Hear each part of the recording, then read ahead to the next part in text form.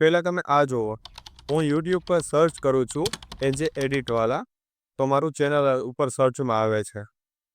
આ ચેનલમાં મેં છેલ્લા 1 વર્ષથી કામ કરવાનું બંધ કરી દીધું છે, છતાં પણ આ ચેનલ અત્યાર સુધી સર્ચમાં પહેલા નંબરે આવે છે.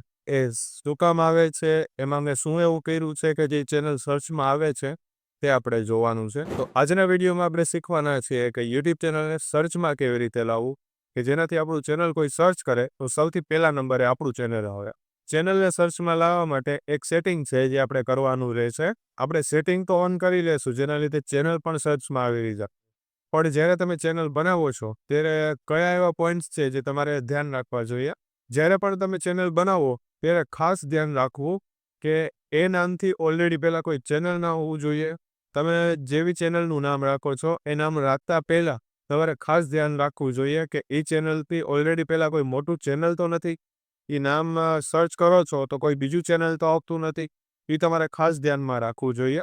કેમ કે તમે જે ચેનલનું નામ રાખવાના છો એ નામ તમે સર્ચ કરશો અને પહેલાંથી જ કોઈ બીજાનું ચેનલ હશે તો જ્યારે પણ એ નામ તમે સર્ચ કરશો તો તમારું ચેનલ બીજા નંબરે જ આવશે, તમારી ચેનલ ઉપર નહીં આવે. તો ખાસ ધ્યાન રાખવું, જ્યારે પણ ચેનલનું નામ રાખો તો કાંઈક એવું રાખવું કે જે નામથી પહેલાં કોઈ ચેનલ બનેલું ના હોય. અને બીજું એક હજી ધ્યાન રાખવું કે જે નામ તમે રાખવાના છો ચેનલનું એ નામથી પહેલાંથી કોઈ મૂવીઝ કે સોંગ ના હોય. કેમ કે જે નામ તમે સર્ચ કરો છો એ નામથી કોઈ બીજું મૂવી છે કે કોઈ સોંગ હશે તો એ સર્ચમાં પહેલાં આવશે, પછી તમારું ચેનલ આવશે.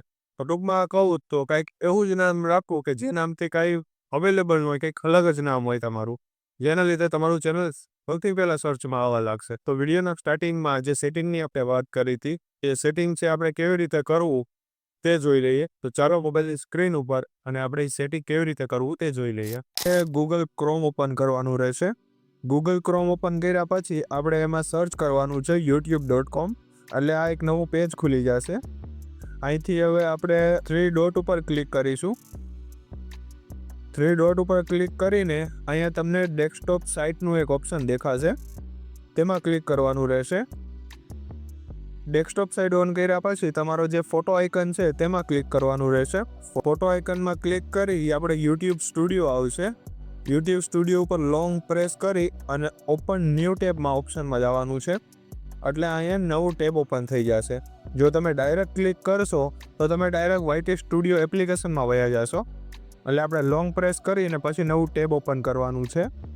હવે નવા ટેબમાં આવી ગયા પછી આપણે અહીંથી નીચે જશું ઝૂમ કરીને. અહીંયા તમે જોઈ શકો છો એક સેટિંગ આઇકન દેખાતું હશે તમને.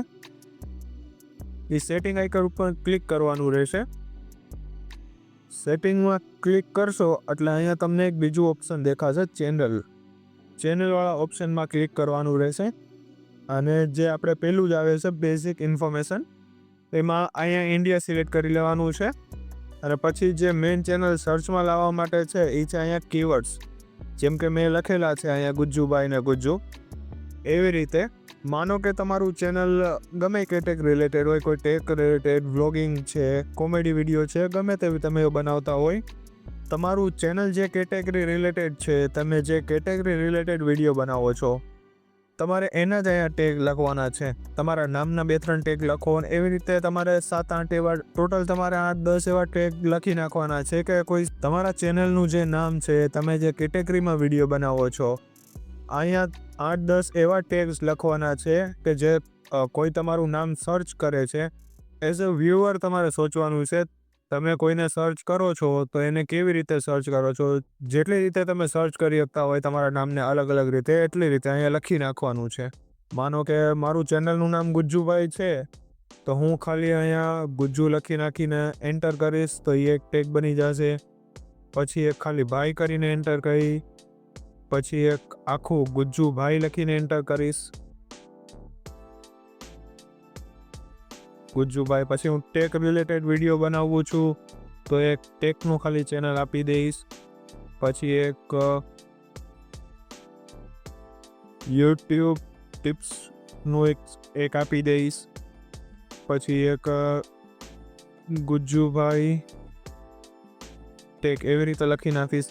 એવી રીતે જેમ તમને લાગે કે તમારું ચેનલ કેટલી રીતે કોઈ સર્ચ કરી શકે છે, એના 8-10 ટેગ તમારે અલગ અલગ રીતે લખી નાખવાના છે. એટલું કર્યા બાદ તમારે અહીંયા સિમ્પલી સેવ ઉપર ક્લિક કરવાનું છે.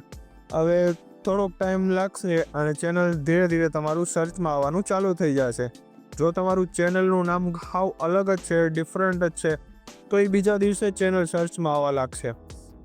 પણ આ સેટિંગ વ્યવસ્થિત કરવાનું છે અને કોન્ટેન્ટમાં ધ્યાન દેવાનું છે. રેગ્યુલર વિડીયો અપલોડ કરશો, ચેનલ એક્ટિવ રાખશો એટલે તમારું ચેનલ જલ્દીથી જલ્દી સર્ચમાં આવવા લાગશે.